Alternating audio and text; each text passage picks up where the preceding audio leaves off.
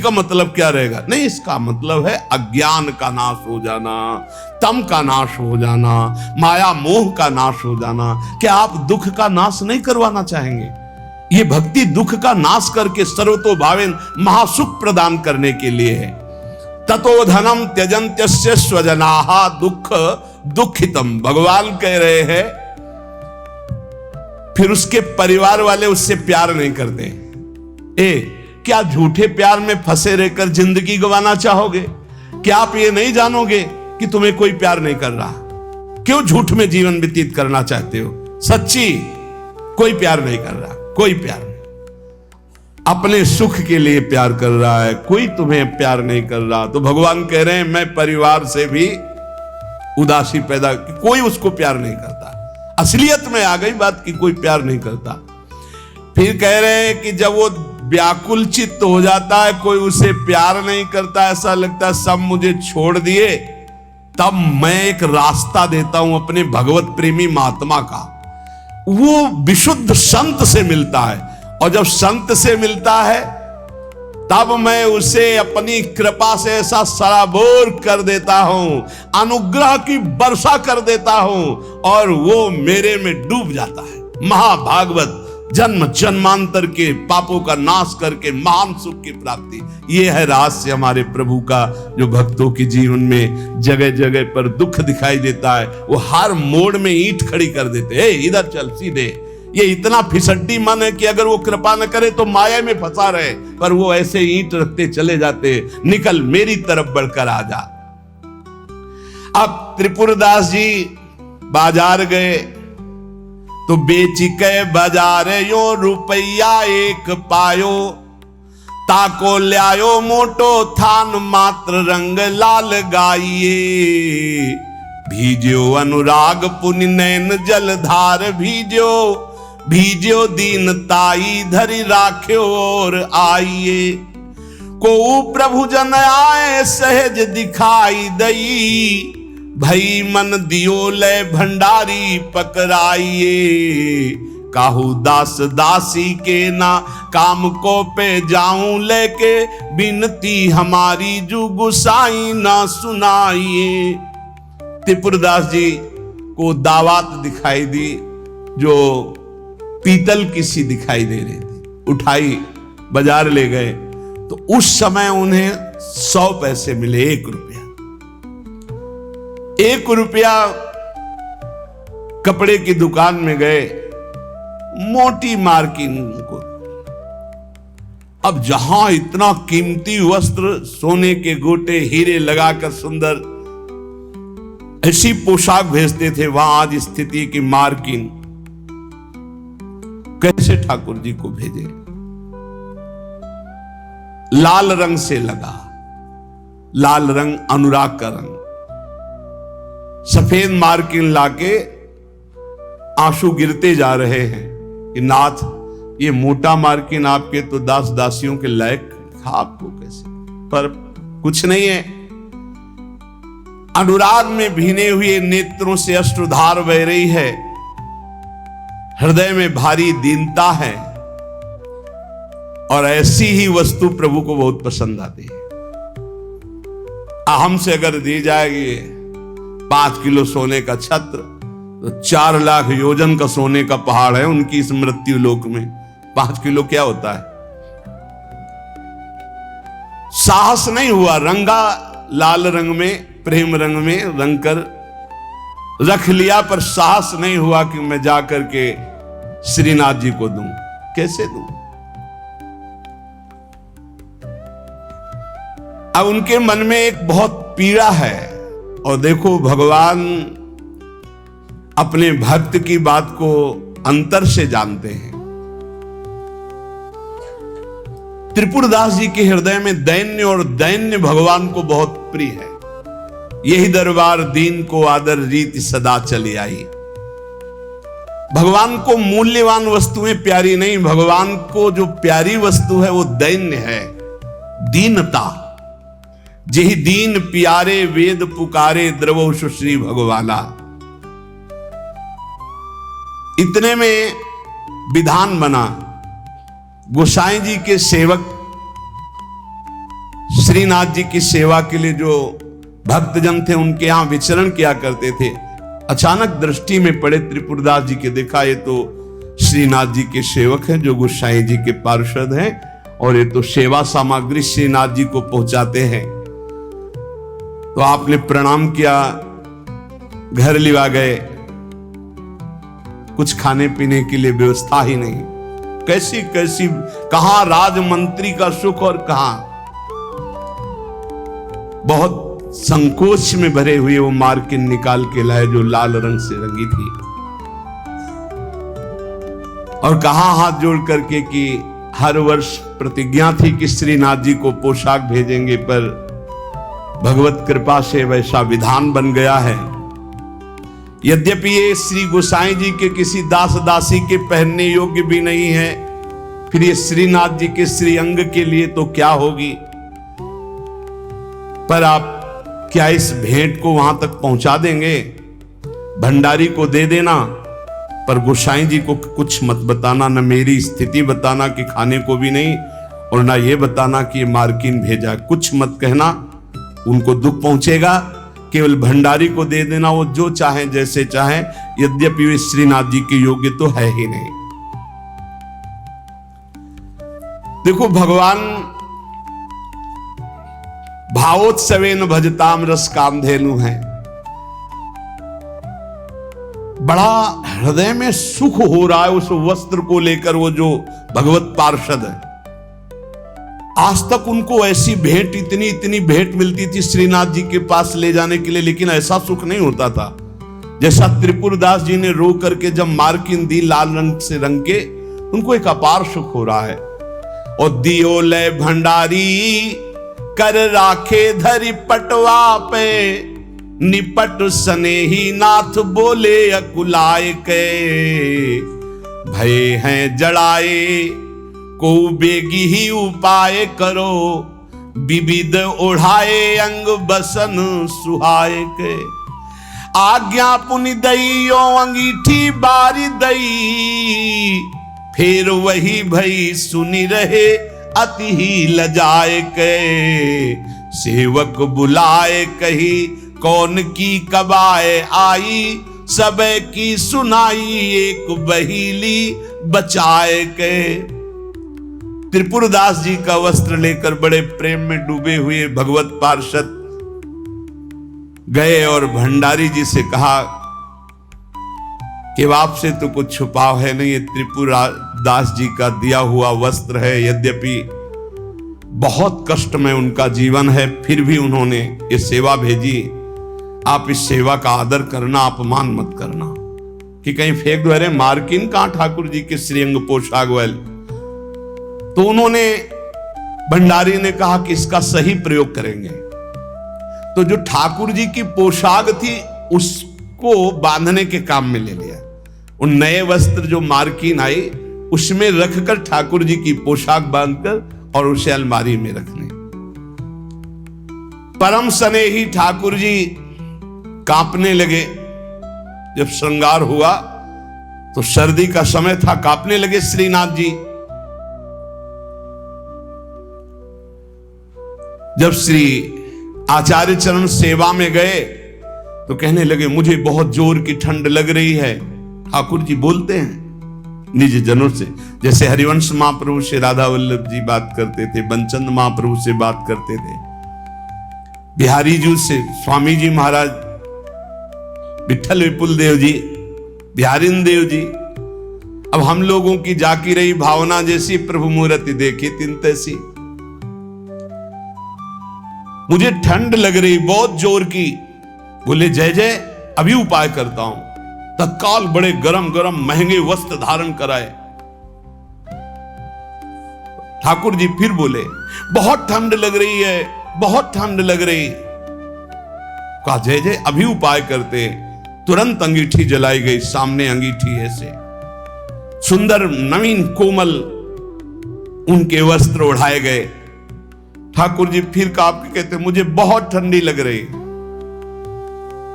श्री विठल नाथ जी गोसाई जी समझ गए कि यह साधारण ठंड नहीं है, ये किसी भक्त के हृदय की जो पीड़ा है उसी की एक कपकपी है। गोसाई जी बहुत संकुचित होकर बोले, जय जय अब क्या उपाय करूं? आपको सुंदर सुंदर दगला पहना दिया, सुंदर गरम वस्त्र उड़ा दिए, अंगीठी आपके साथ, फिर भी आप कह रहे हैं आपको ठंड लग रही। एकदम ध्यान गया। उन्होंने कहा, किसी भक्त के वस्त्र का तो अपमान नहीं हो रहा है? सेवक को बुलाया, तत्काल बही खाता लाओ, इस वर्ष किसकी किसकी पोशाक आई है, किसकी नहीं आई। बही खाते में सुनाया गया, लेकिन त्रिपुरदास जी का नाम नहीं था। त्रिपुरदास जी का नाम इसलिए नहीं लिखा कि कोई पोशाक ही नहीं थी, मार्किन लाल रंग से भेजी गई थी। श्रीनाथ जी बड़े स्नेही हैं, बहुत प्यार करने वाले हैं। एक बार रहीमदास जी ने सुना कि श्री ठाकुर श्रीनाथ जी महाराज बड़े सुंदर हैं और बहुत कृपालु हैं, रिझवार हैं। फकीर वेश में रहते थे रहीमदास जी, और जन्म तो अन्य धर्म में हुआ था, पर उपासना अपने श्री ठाकुर श्री हरि की करते थे।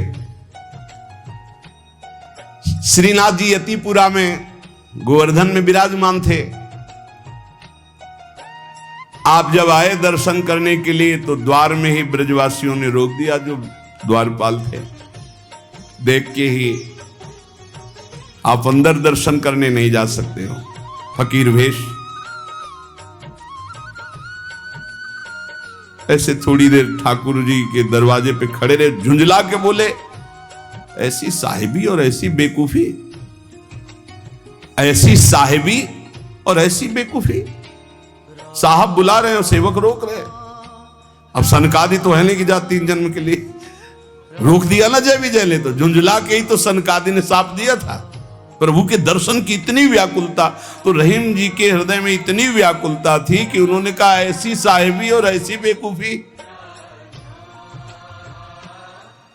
अच्छा, मैं म्लेच्छ शरीर में जन्मा, इसलिए आप मुझे अंदर नहीं जाने देते, तो ये शरीर क्यों दिया था आपने?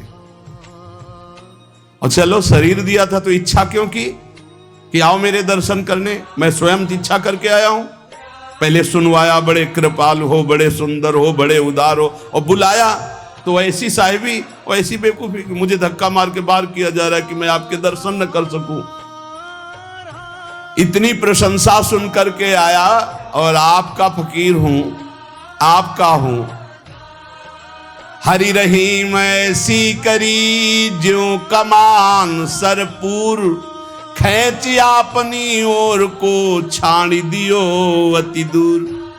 हरि तुमने तो ऐसा कर दिया जैसे धनुष करता है।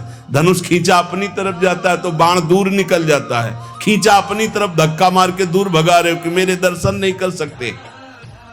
गोविंद कुंड पर आए और वहीं बैठ गए। अश्रु चलने लगे कि अगर ये प्रीति दी तो आपने धक्का मार के हमें दर्शन देने से क्यों इनकार कर दिया? क्यों बुलाया आपने?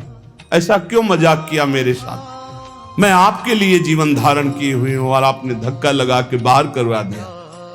गोसाई जी के हृदय में एकदम व्याकुलता हुई, श्री विट्ठलनाथ जी के हृदय।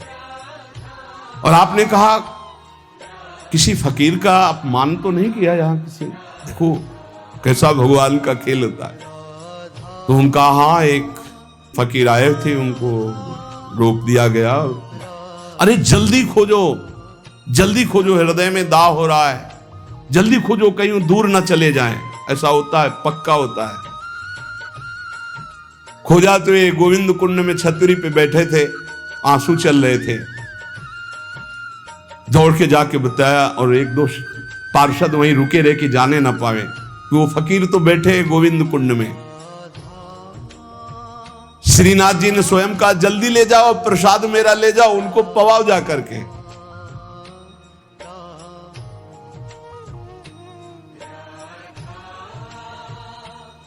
फिर श्रीनाथ जी ने कहा कि वो मान धारण किए हुए प्रसाद तो पाएंगे नहीं ऐसे, जब तक हम नहीं जाएंगे।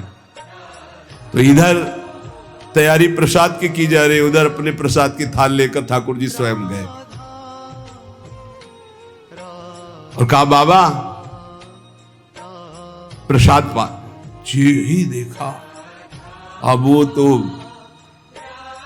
छवियावन मोहन लाल की काछे काछन कलित मुरली कर पीत पिछोरी साल की। छवियावन मोहन लाल की बंक तिलक केसर को कीने दुति मानो विधुबाल की। बिसरत नाही सखी मोमनते उचितवन नयन विशाल की। नीकी हसनी अधर सधरन की छवि छीनी सुमन गुलाल की।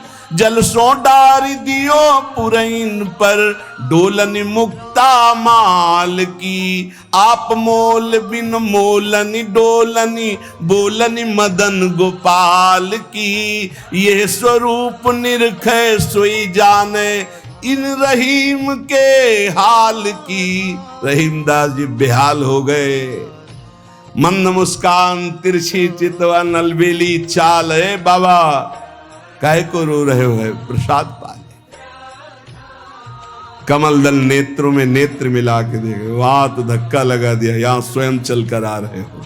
कमल दल नयनन की उन्मान बिसरत नाही सखी मोमनते मंद मंद मुस्कानी। कमल दल नयनन की उन्मान। नजदीक आए, पालो प्रसाद। उन्होंने कहा खैटी चढ़न ढीली धरनी कहो कौन है रीत। आज काल मोहन गही वंश दिया की रीत। वाह महाराज बड़ी विचित्र है आपकी लीला। पहले धक्का मारकर बाहर भगा देते हो, अरे वहीं दर्शन कर लेने देते, आपको यहां आने की क्या जरूरत थी? धक्का मारा क्यों, हटाया क्यों जब आना ही था? आपकी रीत समझना बड़ा कठिन है। थाल सामने बाबा मेरे भोग की थाल है, पाओ।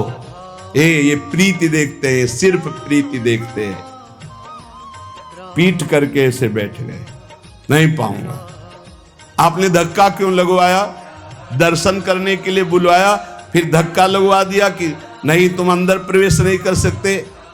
ठाकुर जी मना रहे हैं, बाबा पालो पालो। और बस जे भी ऐसे दोबारा मुड़े अंतर्धान हो गए। ठाकुर जी के अंतर्धान होते ही अद्भुत भी हो, बड़ी ऊंची स्थिति के श्री रहीमदास जी महापुरुष हुए। मोहन छवि नैनन बसी पर छवि कहा समाए। भरी सराय रहीम लखियाप पथिक फिर जाए। अंतर दाव लगी रहे धुआं प्रगटे कोई। कह जिए जाने आपनो कह जा सिर बीती होए। अंतर में आग लगी है मोहनलाल की। अद्भुत प्रेम में डूबे श्री रहीमदास जी। प्रभु श्रीनाथ जी को ऐसी ठंडी लगी, हर उपाय करके श्री विट्ठल दास गोस्वामी जी हार गए। तब उन्होंने कहा किसी भक्त की किसी वस्त्र का अपमान हो रहा है, किसी भक्त पर विशेष कृपा करना चाहते हैं, लाओ बही खाता लाओ। हर साल जिसकी पोशाक आती थी नाम सुनाओ। नाम सुनाया, त्रिपुरदास जी का नाम नहीं था।